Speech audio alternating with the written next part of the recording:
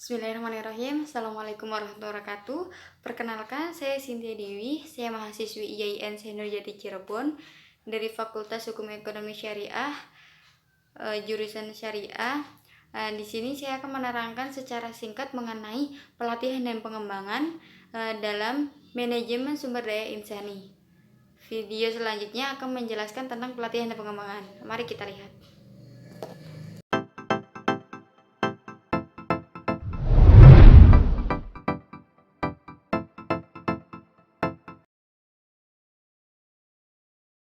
Apa itu manajemen? Manajemen ialah seperangkat prinsip yang berkaitan dengan fungsi perencanaan, pengarahan, dan pengendalian dalam memanfaatkan sumber daya fisik, keuangan, manusia, dan informasi secara efisien dan efektif untuk mencapai tujuan organisasi. Pelatihan dan pengembangan adalah sebuah subsistem di dalam suatu perusahaan yang menekankan pada perbaikan kinerja individu. Adapun sasarannya ialah yang pertama, memperbaiki kinerja karyawan. Karyawan-karyawan yang bekerja secara tidak memuaskan karena kekurangan keterampilan merupakan calon utama pelatihan. Yang kedua, memutaakhirkan keahlian para karyawan sejalan dengan kemajuan teknologi melalui pelatihan-pelatihan. Memastikan bahwa karyawan dapat mengaplikasikan teknologi baru secara efisien.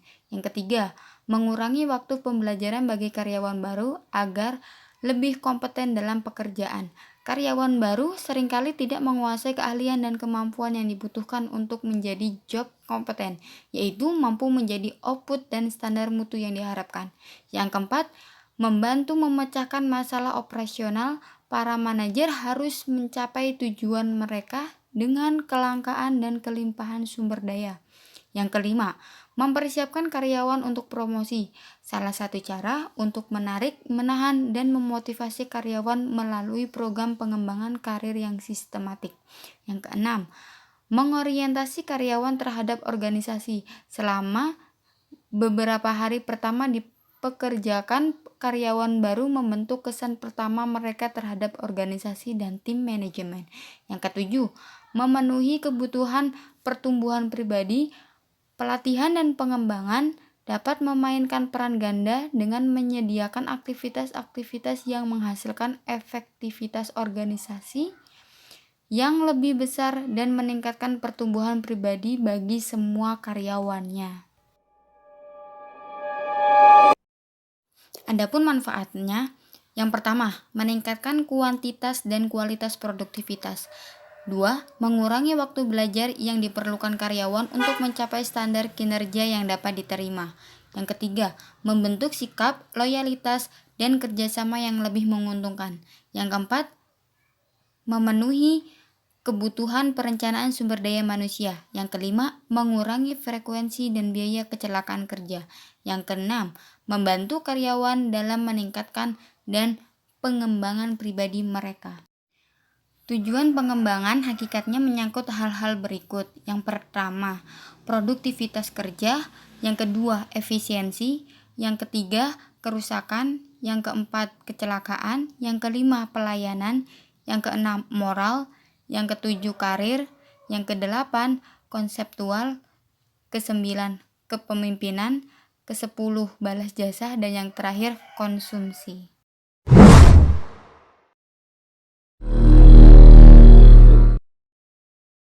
On the job training merupakan metode yang menempatkan karyawan atau peserta pelatihannya dalam kondisi pekerjaan yang sebenarnya dengan bimbingan dan pengawasan supervisor.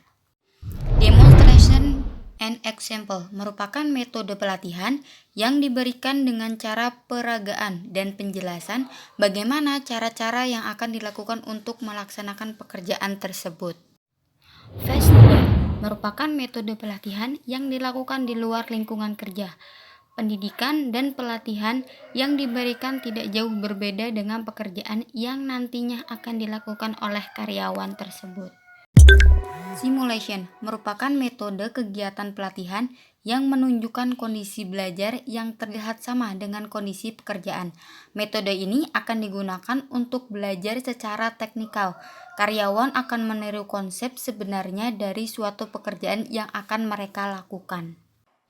Apprenticeship adalah metode pelatihan untuk mengembangkan berbagai macam keahlian agar karyawan dapat mempelajari segala aspek pekerjaan yang mereka butuhkan atau bisa disebut dengan magang. Pembelajaran ini juga melibatkan pekerja yang lebih berpengalaman. Classroom methods adalah metode pelatihan yang dilaksanakan di dalam ruangan, antara lain lecture, konferensi, instruksi yang terprogram, studi kasus, role playing, diskusi, dan seminar.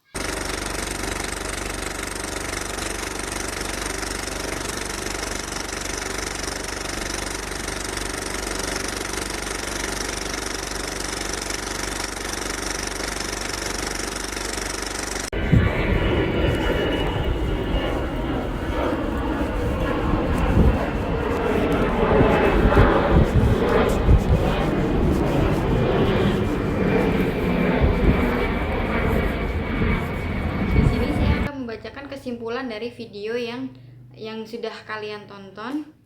Dari kesimpulan yang saya dapatkan, pelatihan dan pengembangan adalah sebuah subsistem yang di dalam suatu perusahaan yang menekankan pada perbaikan kinerja individu.